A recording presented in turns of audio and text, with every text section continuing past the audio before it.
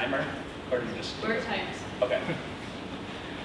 So when it comes to the Inflation Reduction Act, I definitely do support it. It has taken the acts to, reduce costs for everyday consumers within the United States, especially with, investing in green energy. The green energy piece was the biggest part of making the U.S. less reliant on other people. So investing in those electric cars, investing in the hydroelectric power, investing in wind energy and solar energy is reducing not only our reliance on coal, but our reliance on oil. And the United States gets 72% of its oil from places like Saudi Arabia and Russia and other Middle Eastern countries. So the U.S. investing in that clean energy is a beginning of moving away from reliance on other countries. Not only that, the United States using this money will also combat the rising prices of the prescription drug costs, which are plaguing Americans all across the country, and investing in the future. The big government handouts that Republicans like to say is not necessarily true. This is investing in our future, whereas other forms of inflation reduction are not. And the role of government in society is to function in the best interest of their people. And sometimes that does mean offering financial support on behalf of the federal government. And when you roll back tax cuts and you have more money coming in through these programs, you can invest in the public. And when you give that money back to these public programs, you can strengthen education and you can strengthen public infrastructure. So people are able to freely move in the economy, make purchases with all the information that they can. And there's truly an emphasis on this upfront spending in the investment of the future.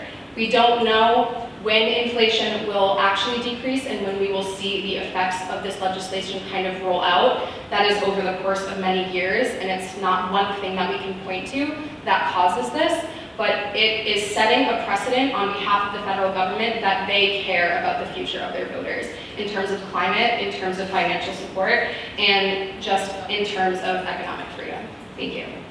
I think in terms of inflation, when we talk inflation, we're talking about monetary policy. Although I understand the future, the investment of the future, I think we should be looking at the short term and more of a sense of how can we get the value of the dollar a little bit further down. As of today, the Fed has actually increased the rate from 3.75% up to 4% now, and we're looking at outside factors like the war and other things where the government's trying to pull in as much money as they can so they can give it away back to Ukraine. But really, I just think this is a way for Democrats to sort of pull in money and reinvest it into social welfare, which isn't necessarily a bad thing, but we need to realize there are families who are struggling to maintain their wages, to feed their families, and sort of we need to give back more to them.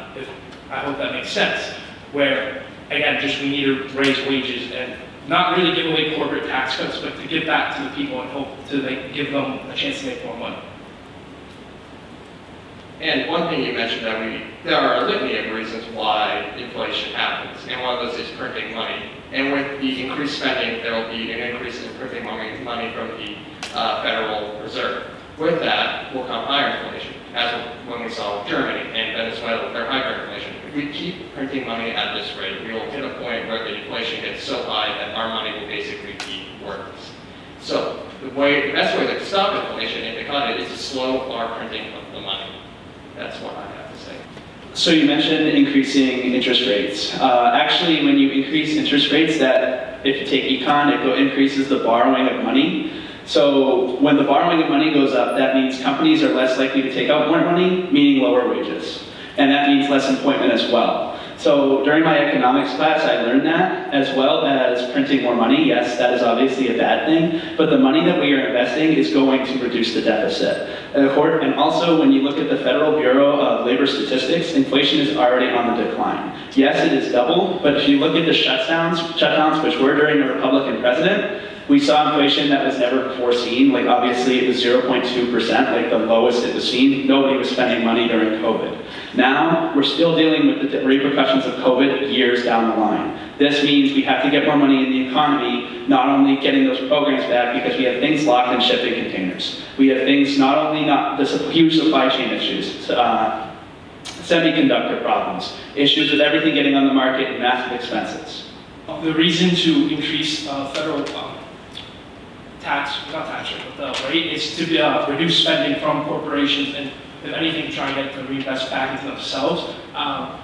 I know you mentioned something along the lines of COVID, where spending was down to, or inflation was down to like, what, 2%, very low numbers. But COVID was also an unprecedented time in which I know we have to take account of it, but it's like, will we ever see that again in our lifetime? So I think that's not really the best argument you can make into it. And no matter who is in office, it can change either way. You know, anyone could have done what Trump did. But more in terms, you know, I don't want to be like corporate tax rates and try and go through trickle-down economics. I just really want to aim more for like, let's get interest rates up to get people to really more not try and spend money, or if anything, really go the other way around, try and get oil prices down, or basic commodities in which people can afford them, you know, because although inflation goes up and the prices go up, people's income doesn't change.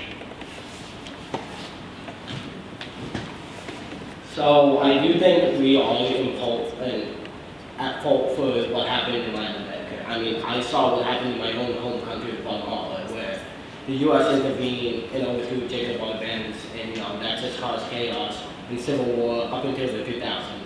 However, I do not, in terms of taking care of, like, should we take care of immigrants from these countries? I do not think we should put them over our own citizens, you know. I think, although we do have, we should care about them because, you know, they are humans. I guess I'll take over, but sort of being the son of two immigrant parents coming from a communist country, they sort of play their cards the right way. You know, they went through the bureaucratic process. Now, I guess, rather than trying to flip the switch on, like, lock down the border or open the border to everyone or no one, rather, let's look at the process and ask, why is this taking forever? You know, why is it taking years and years and years for people to apply for visas, to apply for green cards, instead of, you know, let's expedite that process and make it a little bit better. So, but on the other hand, we shouldn't have, you know, previous presidents have let everyone into the country, or if they cross the border illegally, let everyone in, detain them, catch and release them, and then let them run rampant until they have their court hearing, you know, because I've heard stories of that too. And I think it's really important to really, instead of saying, let's lock down the border or open the border, let's look at and ask ourselves, how can we make the process easier to get into the country? So I absolutely do think that the United States has a moral responsibility to work with these immigrants and work with these countries that these immigrants are coming from. They are just as much as part of the infrastructure in our systems in the United States as we are as citizens. And because of the issues that we have caused in other countries, they now experience violence, famine, economic turmoil. And so, yes, we do have to address that. How do we address it? There is no perfect solution. No party has been able to come to a consensus, but I think it's really important to outline that we have to do the most that we can to bring these people prosperity. That does not mean turning them away at the border. That means giving them a path to citizenship, outlining it in legislation, and ensuring that they can enjoy the same protections that we do. So we Democrats believe in the DREAM Act, however it was failed to pass, and the DREAM Act allows undocumented immigrants to come into the U.S. to receive education, a safer place, even join the U.S. military. However, it was failed to pass in 2010, but it was just brought up back in August 2021. Furthermore, the DREAM Act is supported by 70% of all likely voters, with 60% supported by the Republicans and 80% supported by the Democrats. So at the end of the day, you see that there is this kind of popular consensus that there needs to be legislation outlining a path to citizenship. And at the end of the day, these people are a part of our workforce as well, and the Republican Party is extraordinarily concerned with economics and the strength of workforce and labor. That is something that they provide for us. So who are we to not help them grow alongside us? In the demagoguing of these immigrants, the rhetoric surrounding their travels to the United States and their presence in the United States is quite frankly disgusting on behalf of the National Republican Party, who does not seem to want to meet us halfway, and instead doing things like sending them to these liberal states like in Massachusetts, and that needs to be addressed as well. So with the immigration, we can all agree that the system is currently messed up, that there is no good way of making this expedited, that we can agree on that there is really no middle ground and that everyone's on the two extremes. And I agree with Joe, we need to find a way to expedite it. We need to find a way that we can turn people away, but not turn everyone away, that we can actually let in the people who should be coming here, not people that have some sketchy backgrounds, which we have seen in the past with certain people that, like such with Cuba, when Castro in the 80s sent all the people in the Mariano movement, that they were all from his prisons. He emptied his prisons and sent them to America. He also sent them along with people that were actually really good people. He sent them with people that were considered bad under his regime. We need to find a way to better determine who these people are, where they're coming from, why they're coming here, and who they are, because that is currently a problem. Because people lie and say who they are, and there's currently no really good background records kept in these military dictatorships that we've had propped up for years and continue to prop up or have caused. And I caution against painting with a broad brush because there seems to be this idea that they're coming from sketchy places, which I think is wildly incorrect. Most of my experiences with those who have been undocumented have come here and shared stories of the violence that they were escaping, or simply trying to do what we do every day. They're trying to get an education, they're trying to feed their families, and for the political parties to sit here and debate humanity of these people and what they deserve versus what they don't deserve is, in my view, a really terrible national conversation that we're having. And I think if we pivot our perspective on immigration to the origins of this country, that we all came here for that same reason. And I think when we paint it that way, we can bridge the gap between this kind of, we're scared of you, don't come here, and we can work with them to invite them into our economy, offer them that Medicare, offer them that government support, and be able to expand our electorate workforce and share community. So to first address the national security portion, from my understanding, we need to have an increase in supplies given to our military troops that can exist in this hotter climate, these floods, and we need to equip them in that sense of the word. I do not think the solution is increasing the military budget. That is a whole other conversation that we could have. I think they have far too much money, and I'm sure they could find it somewhere to improve the width of their materials that they have at their disposal. As to what Congress and the President can do, I think national security can be protected by investing in the future of green energy. I think that when the United States sets a precedent that we are going to focus on making a sustainable future, that has an effect worldwide. And I think with our presence, we can do that effectively. I think that creating a global economy where everybody can, be at peace and not worry about their house flooding or not worrying about their insurance company covering those damages, I think that is national security. It's not necessarily who's standing at the border with boots on the ground, but national security is the ability for us to feel like the government is protecting us and that we can all live a life full of prosperity, health, and wellness.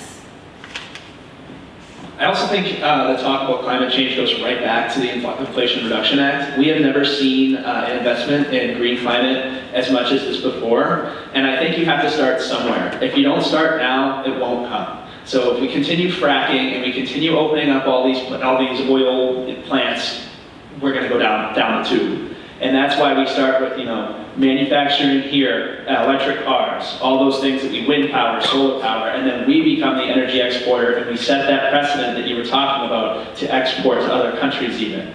So once we set that precedent in the United States, we can help set it everywhere else. And I think, following our European counterparts in their green energy as well would help with that as well.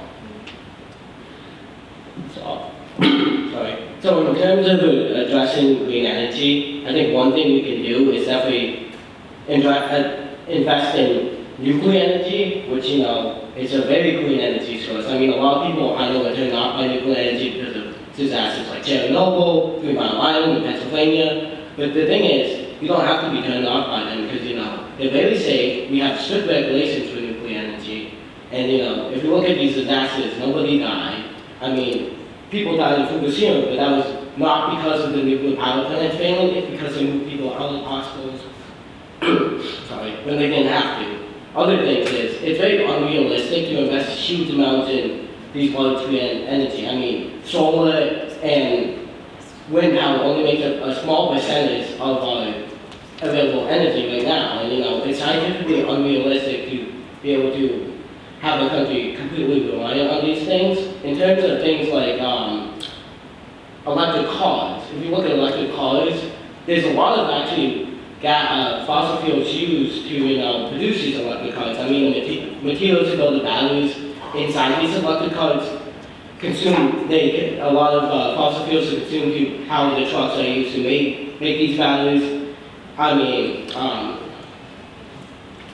in order to see a net positive drive an electric car, you have to drive for over 60,000 miles. So, that is not the way to go. Do I think we need to address climate change? Yes. Do I think climate change is happening? Absolutely. But there's not scientific consensus on how it is happening. And I think we need to do more studies in order to determine what is causing climate change. So basically what I want to say, there are green alternative ways to make energy from the sun, solar energy 100% green, along with manufacturing. When the car, although it takes up a lot of... First off, back to Chernobyl, a lot of people did get sick and have to leave, but that's besides the point. So when it comes to green energy, your point is it's not, like, you're saying it's not a threat, but so when are we supposed to start? If we don't start now, we're never going to start. So if we continue oil, we continue coal, we continue this, we continue that, we see the smog in the sky everywhere and we'll never get better. If we don't start now, we won't get better at all. And I assure you, there have been several studies conducted by not only the Environmental Protection Agency, but many agencies around the country saying climate change is a threat. The Maldives, a country off the coast of India, is sinking. They are sinking because Greenland is melting, Antarctica is melting, ice caps in the mountains are melting, flooding lakes in different countries. Climate change is most certainly one of the biggest threats to not only the United States' national security, but the world's national security. When you see countries going underwater, I consider that kind of a big deal. So when the United States takes an initiative to work on green energy and investing $369 billion into green energy to move the United States forward in that, aspect of green energy in cars and all that kind of thing, I think it's positive. I definitely think we can. It's all down to using crude oil. If we can completely eliminate crude oil, because it takes up almost practically 2/3 of pollution, that could be our big step. But we can't write it off as battling inflation, although it is investing. We can't just write it off like that. What we need to do is really take that step back and create green ways of making these vehicles sustainable. Because the common myth with solar energy is that they get part of their electricity from the sun, but also backed up by crude oil, which there are ways to get around of. And the other thing is that although you have to get lithium from all parts of the world and kind of mine them out, which again uses that crude oil to mine them out, they both, yes, they do use a lot of lithium is bad for the environment, but over time, you don't use crude oil to charge the car, assuming we use the whole green way. And over time, it will be more beneficial to use that lithium-ion battery as compared to just the regular mechanical car. And on the end of it too, you are saving consumers money. You don't have to, fill up gas and maintain it, just even go get an oil change. I'm sure half of them doesn't even know how to use it, get oil, and change their car's oil. And so, there are green, sustainable ways to do it. We can't rate it off as battling inflation. So I will say I do believe that we should start a green energy race, just because one, it's good to have competition in the world and kind of to better ourselves as Americans and as a country as a whole, along with the world.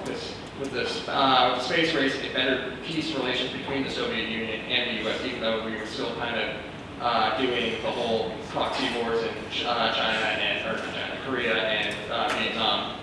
I will also say that with the green race, it will also promote us potentially teetering off of oil, which is a great way to do it. Instead of just doing it all at once, we can slowly phase out oil and other crude fossil fuels. With that, we don't have the batteries at the time or right now. It's still far out. The batteries that we have right now are not enough to power our cars to go across the country like a gas tank can. It's at least halfway across the country. We need to increase the batteries to increase the longevity of them, to have basically a better, more, I'm kind of rambling on. I'm actually going to pass this on.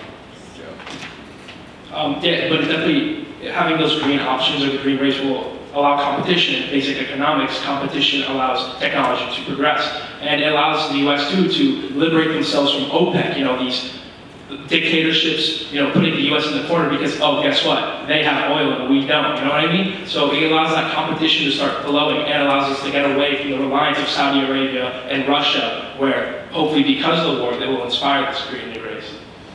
So I'd like to think of greener future not as a competition, not like capitalism and not like the space race. I think that when we set the precedent as the United States to invest in a green future, as Europe has already done, I think that is the best way to move the future forward. It's not innovation, it's not oil, it's not batteries, it's working collaboratively within the global economy to push these ideals forward. And the reason why that's such an issue in the United States is because of federal corruption. A lot of these politicians get money from big oil and have a stake in the success of its future. That's why it took so long for us to bridge that gap and pass this legislation, because certain politicians had an interest in protecting these industries. And when we have the public and have voters understand that investment in green energy does not mean the erasure of the oil industry like that, it means over time we're going to change our national goal and perspective and move towards that. That takes time and that takes patience, and that's something politics doesn't always allow for. But I would like to point out that we are our own worst enemy in this battle for climate change. And when it comes down to that federal corruption bit, you see senators like, Tom Tillis of North Carolina, Republican. You see Mitch McConnell of Kentucky, Republican. You see all these senators taking bribes from companies like ExxonMobil, BP, to not only reduce the environmental strain that oil companies have to face that led to the disaster of 2013 when BP let thousands of millions, however many barrels of oil into the Gulf of Mexico, where you saw ducks washing up on the shore like covered in oil. And that federal corruption not only leads to the United States being so far behind in its green energy to that point where now we're discussing this race, where we need to be like, oh, we need to catch up to everybody else. I think we need to move forward with a green, sustainable future now, and if we don't move forward now, we will be, stuck in that oil world forever. And if we don't get out of the oil world now, we'll be stuck in the oil world forever. That's the dilemma.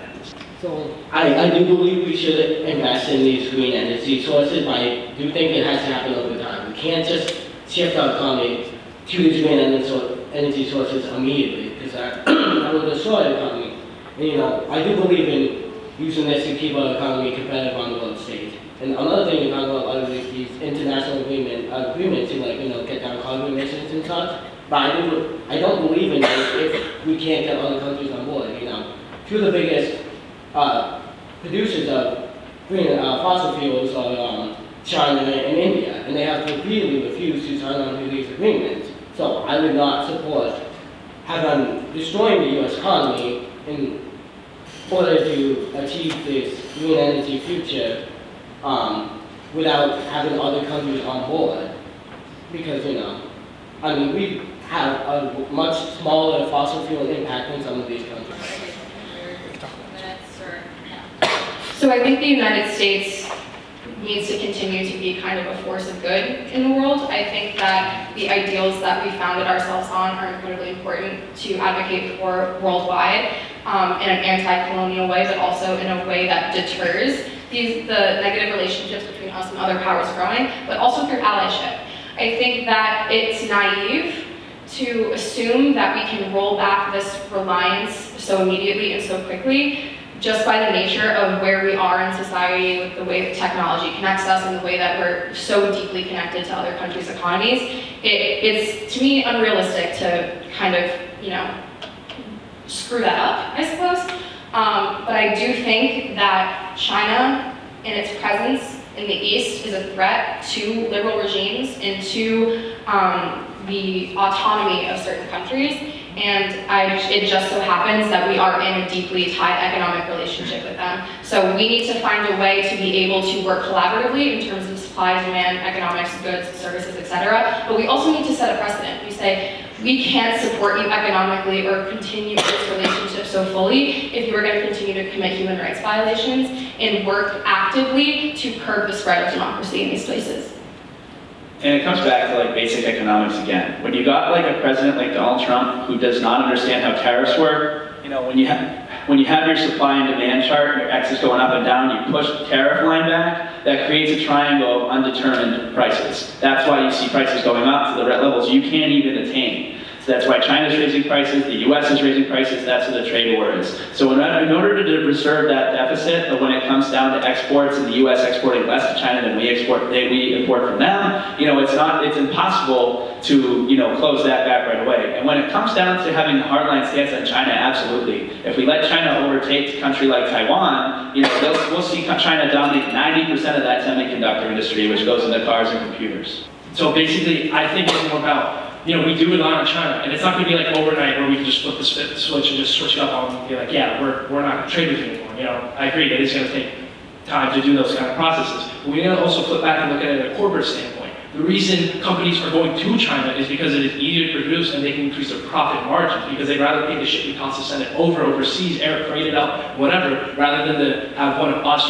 work minimum wage with benefits and all that stuff, and you can just put up a sweatshop and call it a day because the government doesn't care. Now, the big thing though is Trump, contrary to how you might think of it, he had a more trickle-down economic kind of sense where he would try and get corporate tax cuts to these big corporations. Now, whether or not it worked was a different conversation, but he really did try through COVID and through his time during office to really bring home big corporations back. Did it work?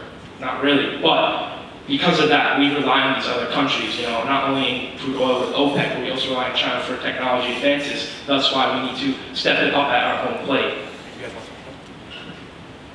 I do also agree with the idea that we need to put economic pressure on China in order to keep them from committing these horrible human rights abuses. I mean, a lot of U.S. companies bow down to China, when they say controversial things, like Taiwan is the country, which it obviously is, or talking about the Uyghur genocide, where they're, throwing these Uyghur Muslims into these education camps and trying to eliminate their culture. And I believe we need to bring these U.S. companies back home in order to get them out from under the boot of China so that they can say these things and acknowledge what the Chinese government is doing to their own people.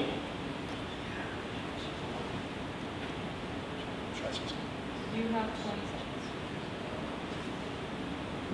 seconds. And I guess really at the end of the day, it's all about reinvesting in our economy, doing it in a fair and logical way where both sides can get that bipartisanship through Congress and really, spend the money back appropriately. I really couldn't tell you right now what that would look like, but we need to stop relying on these other countries. And every 4 years, someone else steps into office. Trump didn't know what a tariff was. Joe Biden put up the tariffs. Why isn't he doing it? So Matteo, I think you kind of agreed with Joe Biden there, actually, because he's stepping up to China with that kind of corporate policy in a way. So, Joe Biden decided that, if Americans are going to work in the Chinese semiconductor industry, they're going to lose their citizenship. That is not only bringing Americans back to China, that's an initiative that Joe Biden brought. And the reason Joe Biden didn't impose the tariffs is because, he probably knows how they work. The tariffs, negatively impact the United States economy in such a way that the prices become so unattainable for Americans that the trade war makes it negative. A negative trade balance not only for the U.S., and incentivizes China to not trade with us at all. And when we have as much of a deficit with China as we do, with them not trading with us at all is completely disastrous. But there are many other, you don't have to put just a tariff and impose trade barriers, You can get all the other countries, the EU, you can get Ukraine, you can get every other country to say, let's put trade barriers on China altogether, so you can weaken them together. Look at what they do with North Korea. No one trades with North Korea. With fun fact, Kosovo is the one country that is allowed to trade with North Korea because they agreed to, what they're doing is incorrect because of their bad habits and unethical ways of just running their government. You can simply just gather a bunch of people together and say, let's put these trade barriers up. In multinational management, it's all about the corporation too. We're talking about blaming this politician, that politician, but it's also corporations, Stop setting up shop in X, Y, and Z locations. Set up shop here, and let's give some incentive on doing so. And again, it's not something you do overnight. You need to bring it back home slowly but surely. I would like to yield my time. So I'm going to say the simple thing.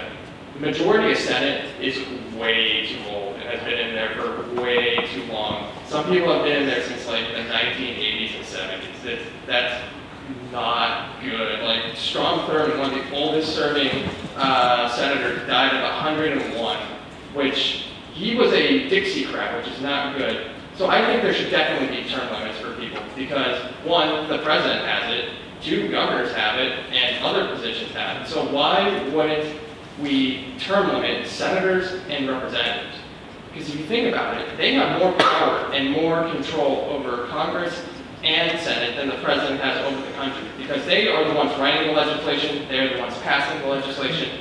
The only thing that the president gets to do is sign it or potentially veto it. And if there's a majority of people on either side of the party, they can just say, oh, we don't care about your veto, here's it again, please go ahead and sign it. So I definitely believe there needs to be term limits to limit the power of Congress and put it back in check along with the other three branches of government. So I also agree that there should be term limits. I believe there should be a constitutional amendment because the Supreme Court has made very clear that term limits are unconstitutional. The U.S. Supreme Court term limits, U.S. term limits leave the court. So I believe there should be an amendment to do that. I believe the American public would support the amendment. As you said, 80% of people support term limits for the U.S. Senate and U.S. Congress, so I believe they should. And I believe the incumbents have a lot of power that they're able to wield against their opponents. They have specific achievements they can point to. They have a lot of money as well that they can use in order to keep themselves in Congress way longer than they should. And I believe having representatives that are so old makes them very out of touch of what the American public actually wants. I just want to also say that they're elected positions. You know, this should be something people want to sit on. Sorry, I don't know. Well, first I'd like to say that I'm glad we found some common ground between the two parties. I think that's a victory for this evening. But yeah, we absolutely do believe that congressmen should be, congresswomen, congresspeople, members of Congress should be limited in the length of their tenure. And I think perhaps the most striking reason as to why is because when you have these incumbents for decades at a time, they aren't necessarily indicative of where the people are. And I think that when we look at it from a top-down power structure, they aren't giving the power to the voters, the electorate, when they've been there for 30 years. They have their own set of interests. They have their own people funding their campaigns. They have their beautiful townhouse in Georgetown, and they have a gorgeous house in the capital of their state too. So when we empower the electorate to feel as though they are able to make that choice for their representative that represents them in their best interest, I think that's the most important thing that we can do. I want to start and jump back to talking about how they're elected positions. I'm glad we can find some agreement in something tonight, but also, really, these people have been in office, as previously mentioned, for years and years. I just want to take Joe Biden, for example. He's been in office for like 40 plus years. Contrary to what he might have accomplished or might have not accomplished, I'm not here to discuss that. Trump kind of gives that leeway to understand that anyone can walk into office and win the electoral vote. He can walk, regardless of whether or not it was rigged. I would like to assume that was a fair election. That's a discussion for its own. But really, I'm glad we can agree that there needs to be term limits, that we need to put it in our Constitution to place it, because if it can be placed on the president, because when it was originally written then, it was in fear of tyranny, we can do it now for senators and members of the House. We also need to realize that these people stick around for the paycheck too. They get some insider scoop that that everyday consumers don't know. There's stuff on the internet that talks about Nancy Pelosi, Chuck Schumer, and the big names making X, Y, and Z amount of money. Although that's not a very credible argument to make, I think it's worth knowing that why are you sticking around for all this time? Let the newbies come in and let them make change. Let them mess it up, but also learn from that mistake. So then they can learn and they can fix it. And also start voting on the small level.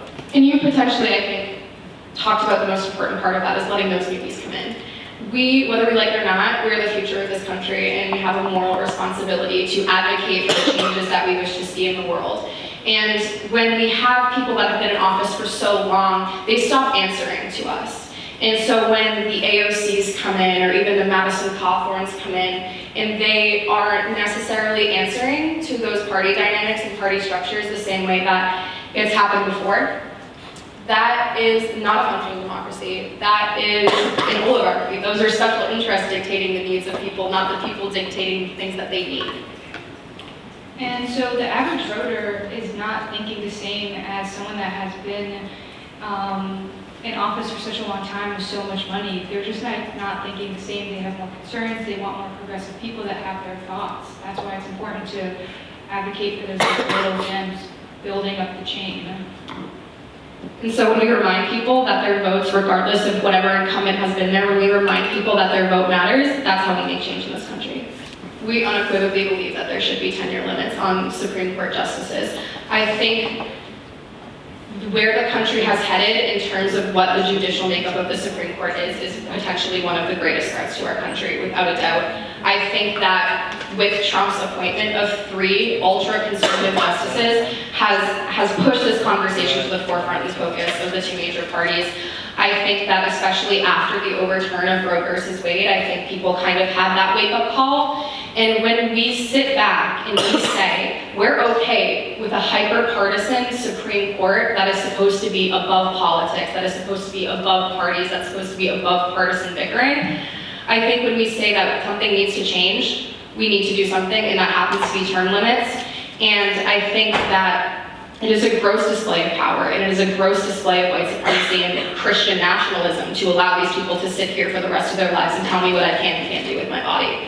I think that is a tragic thing that has happened to this country, and I think Republicans are nervous about, Democrats packing the court or adding more liberal justices, but that's the game we're playing, and that's where we're at this point. There needs to be a better way of making sure that laws are above politics and that laws represent the needs of the people. Over 60% of Americans believe Roe versus Wade should be law. When you have a hyper-partisan Supreme Court, when you have 3 Christian alt-right conservatives dictating those rules, that is not representative of the 60% of Americans that believe that autonomy and choice should be a pillar of this country. And when we do anything less than curb that, we are disappointing our electorate and we are headed down a very dangerous path as a country. And coincidentally enough, when the Supreme Court did overturn Roe v. Wade, confidence in the Supreme Court rose among Republicans. This is showing that, they might not control the House, the Senate, and the presidency, but they control the Supreme Court, and if one case comes to them, they can just overturn the rights of 50% of the population. Well, I do agree that there should be term limits in the Supreme Court. I believe they should be long so that the Supreme Court justices are politically beholden to no one. I believe if we make them too short, then this is going to go based on the partisanship, based on who appointed them. Do you really think Anthony Kennedy and some of the Taddeo and David Shooter would have voted the way they did and Planned Parenthood versus Casey if they were politically beholden to being, tossed in and out? I do believe that when the Founding Fathers made the Supreme Court, they had original intention to not stay there as long as they did. Back when the country was founded, life expectancy was way lower. Technically, there's nothing in the Constitution that says they should serve for life. All it says is they should serve as long as they're in good standing, which basically means they can only be thrown out if they are impeached, which has never happened before.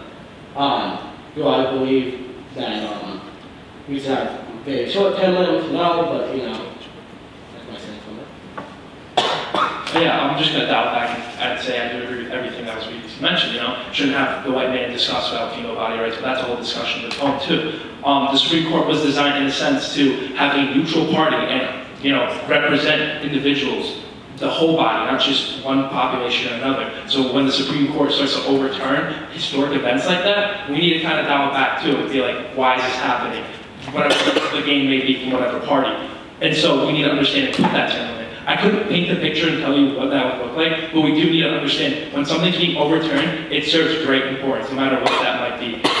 And to really understand why that's very important, no matter who's in the court. And packing the court is kind of its own problem too, because no matter which president does it, they do it for their own political gain. So I think what the professor moderator said, really have just limit to 1 or 2 people to be placed in their term.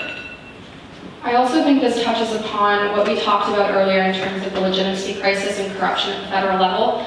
I think that regardless of who is in office, common good once again, they should not be able to appoint 3 partisan hacks to a non-political body. And all opinions about these justices aside, looking at the Supreme Court, you can tell they do not represent the whole of this country. And Roe is just a start. We are going to be experiencing curtailments in whether or not you can pray freely in a school, or the gun laws changing, regardless of what side of the debate that you're on. This court is taking the fabric of our legal system and the fabric of our founding pillars in terms of law, and they are saying that based on what president is in office, I can do whatever I want because I'm sitting in this robe and I'm sitting in this chair. That is not the intention of the Supreme Court, and it is a gross display of power. The electorate is constantly changing, and if you're serving in office for an extended period of time, those in power may not change with their group. So we agree with the growing number of courts that we should expand the number of justices on the court. We believe that it is best to add the justices, but not have the president do it. Have a bipartisan committee of both Democrats and Republicans choosing the candidates, so we don't end up in a similar situation with like FDR, where he's just going to say, oh, I'm going to put as many liberal justices and conservative justices on there as I need to pass my legislation, because then it becomes a whole nother issue on the other side of the Republican Party, where they're arguing, oh, there's too many liberal justices, so now we need to add more justices, and it just becomes a back and forth where we're adding new justices every time someone doesn't like what's being passed. I just want to add that rather than adding on, expanding the number of justices, we need to, I think, start fresh, create a new process, like Brian just kind of mentioned. Instead of having the president appoint them, have that bipartisanship of whoever that entity may be. Like I've said before, I don't really know how this is going to look, but understand that we need to kind of start fresh. Why that person was previously placed under what administration, and what objective to gain from that president. And I think it's very important to kind of start over. I know it's a little bit too radical, but I think it's worth to consider. If none of us want to say anything. I do agree, because unfortunately the process to appoint Supreme Court justices has been very politicized since the 2000s, since George W. Bush, and I think it's unfortunate. Back in the 30s, Herbert Hoover appointed the liberal Benjamin Cardozo based solely on his judicial credentials, but not his own political views. I believe we need to bring the Supreme Court back to a time when we put people on the court based on judicial,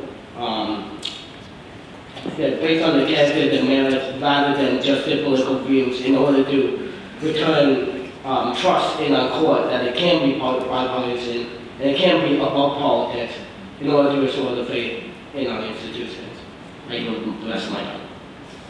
Back to Brian's point, where we just don't like something getting passed. I don't know what's wrong with this, but we just don't like something getting passed. But this was overturning, like Roe v. Wade was overturning the rights of millions of women. And the fact, I don't even want to go into that, but I think it's pretty unanimous that when you see states like Kansas voting to not overturn abortion in their state, when Kansas went 45 plus points for Donald Trump, that's pretty appalling. But besides the point, having the court packed is not what we're trying to say. Having it ultra politicized, agreeing with Matteo, again finding some common ground, having the court ultra politicized and packed is not a good thing. Especially seeing we have with a 6-3, and then these big decisions when it's a ripple effect, and you see judges like Clarence Thomas saying we should go back and talk about the gay rights case. And that's just, setting the U.S. so far back. It's like you think we would be going into the 21st century with this new look and this new outlook on things and, progressing forward as a society, but instead we're rolling back to almost the 70s and even further in some cases. And I just think not only the politicization of the Supreme Court, but even going both ways, left or right, is a bad idea. I also think it begs the question of whether or not two parties is enough choice in this country to represent the needs of everybody. I think that polarization happens because there are only two choices. Naturally, as we progress and we figure out where we stand in world affairs in the context of social turmoil, we have gone further and further away from consensus. And as a progressive Democrat who doesn't necessarily align with the views of my party, I think that those in the electorate would feel more comfortable and better represented if there were more choices allowed to them. If there were more choices allowed to them in terms of who's representing them, the court would do the same thing. I think in a sense of having multi-party system, I'm not opposed to the idea, but the only concern is we need to compare it to other countries like the UK, where they have that multi-party system in their parliamentary procedures. but kind of fails in a sense because you still have the same two big dogs at it with the conservative and the labor party, going at it, while you have all the minor parties, either barely gaining traction or, just not having that seating in Parliament to begin with. But I do agree, we need maybe a third party worth considering. But kind of going back to the Supreme Court, overturning Roe v. Wade, whatever that case may be, it's the fact that the Supreme Court said, let's take that step back and reconsider what was done before. And as Matt said, I agree with Matt. We shouldn't be taking that step backwards. We need to start going forwards, taking in new cases. And there clearly is a political gain from all this, which I hate to say it, shouldn't be happening. So we really need to take that step back and elect people who stands in the Supreme Court and replace them with new people, not necessarily pack them. You guys want to? So Maine, Arkansas, and Alaska have this ranked choice voting, and it helps the average voter think and get more informed, and it gives more options to progressive candidates to get their name on the ballot and to be heard. So I believe that all states should definitely look into ranked choice voting, as it definitely helps with progressive people get into office. So I guess to use that as an example, Alaska was recently having a special election to decide who's going to represent them in Congress. One of the candidates was Sarah Palin, as we all know who Sarah Palin is. But one of her opponents was this woman named Mary Peltola, and she is the first Alaskan Native to ever represent the state in Congress. And so she was able to win because not only of progressive coalition building and turning out Democratic voters, but also because of ranked choice voting. And ranked choice voting allows these candidates who don't necessarily adhere to specific party structures to accrue that political power and be able to represent the majority of people that do believe those progressive ideals belong in government. And I also think on a larger scale, outside of just like a state election, we can look at the election of 2016 in terms of the Democratic primary. Once again, I am a progressive Democrat and I voted for Bernie Sanders and I would do it again. But the way that the structure of the party works, it's not allowing the political outsiders, those progressives, those people that don't always see that representation reflected back into them. It doesn't allow them to maneuver inside of that party structure, benefit from those people in office, because you can't even get them on the ballot. And name recognition and incumbency and having the support of your party is what wins you elections. And at the end of the day, people's opinions and people's votes and people's support of you is what should be winning elections. So when you put the power back in terms of voters and allow them to kind of choose from a broader group of candidates, you're saying, no, I don't want money in politics. No, I don't want corruption in politics. I want choice in politics. I think it's worth considering first is that we're the generation that kind of has given up and lost faith in a sense. I can't speak for everyone, but maybe for myself, where sometimes it feels like your vote doesn't count, when you vote for the funny orange man or Joe Biden, But it really is like, you gotta shed some light, but the only thing bound to happen is change. So we need to start on the smaller level, rather than trying to start with all these radical ideas, really try and get the young up there and get the new generations out there to vote, and really understand that the significance of having everyone to vote on both the smaller scales and the bigger scales like the May elections. But also really to consider, first past the post is a little bit of a gray area, because then you have political candidates going straight for Iowa. What about Rhode Island, Just because it's a small state that probably serves very little to no significance on the election, we need to consider it's still a state. But because it's one of the later states to go into the first past the post process, a lot of candidates disregard that state. I will say I would make it easier for third-party candidates to be able to go on the ballot. In 1992, the Republicans and Democrats both blocked Ross Perot from being able to debate them, and its poll numbers took a hit. I do believe, unfortunately, a lot of Americans are forced to choose between the lesser of two evils, because a lot of Americans are centrists, and they don't fit in completely into one camp. That includes me, but I just think we should have a better ability to pick candidates who better reflect on values. Once again, look at us agreeing on something. I think that's wonderful.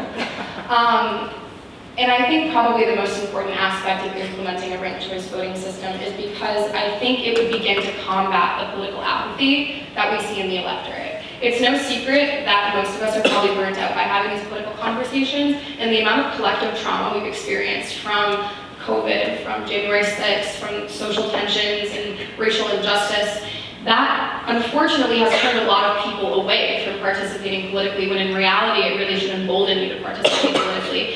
And the reason why I think they don't is not only because they're burnt out, but because when they cast that ballot and they know some electorate, some mysterious electorate in the Electoral College is going to go and advocate for that state, they don't feel like they have a direct impact. Or in a state like Rhode Island that's always going to swing blue, you have people sitting out elections because they don't think their vote matters. But when you implement ranked choice voting and you allow candidates that represent the whole of people to be on that ballot, you're empowering people to go to the polls. And then you can see the change you want implemented that way. Okay, so I do believe in some part it does add to the factualism, but not as much as people want to imply. I mean, when I was doing my research on this, I found a study from Princeton that found most people in the country are centrists and don't actually watch, like extreme medias, Most people who watch these extreme medias are people that already have deep beliefs. I mean, I do believe it does reinforce the beliefs of some people. If you listen to only one media source, it gets you into a think poll, it reinforces your beliefs. But I don't believe it hurts our democracy the way people like to portray it. Just because most people already believe what they believe, and they tune in to stuff that reinforces their belief. And most people view their party ID as one of the most important things, and they don't break with their party no matter what the media is saying,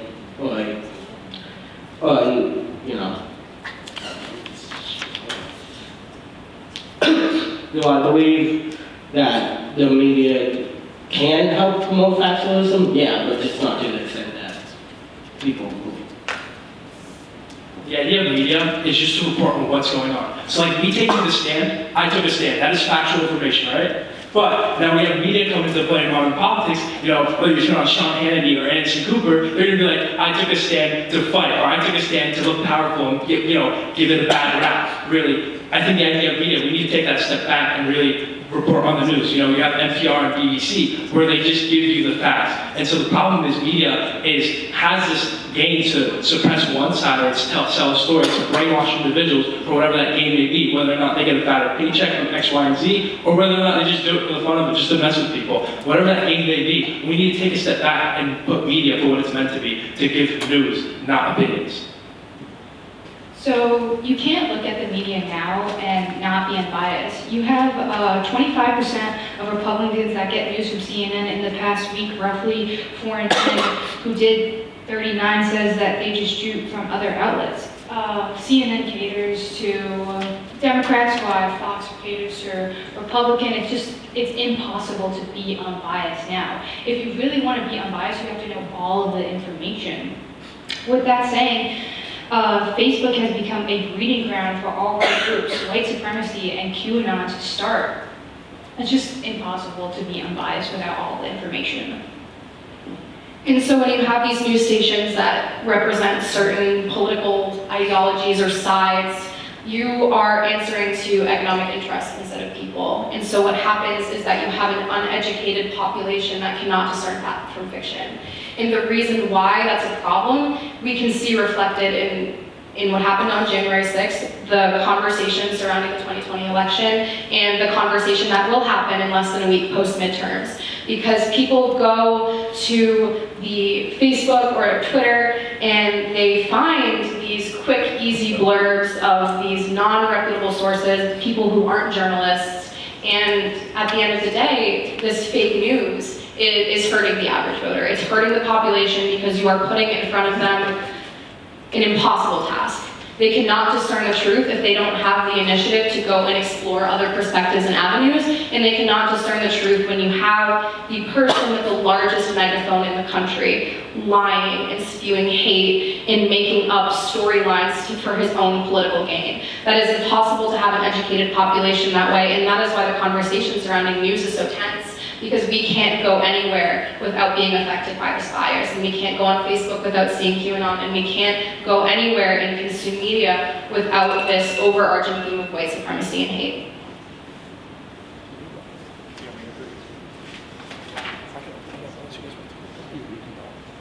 I think the other idea with, the other problem with media is that, just like cable television news, is that they're a television show too. Although their main goal is to sort of give the news, they also want to keep their viewer ratings up, If their viewer ratings are down, no one's going to want to watch it. That's why you have Sean Hannity, that's why you have Anderson Cooper talking about X, Y, and Z the way they do, is because to keep that target audience engaged. And so this is why now you have social media, in the pocket of your pants of like your iPhone and Samsung. You can open up Twitter and Instagram and other social media outlets and express what you want to say. But when you have those entities of corporate knocking you down and banning you, that's why they start buying it out and moving away. That's why you have Kanye trying to buy Parler and Elon Musk trying to buy Twitter. Because instead of Elon Musk sitting down and taking the ban, he just wants to get up and buy it because he knows he could do it and he can sell something too. So I think the idea of media and what they project is gone so far off the rails that we need to take a step back and be like, what is the purpose of Twitter? What is the purpose of Instagram? What is the purpose of Reddit?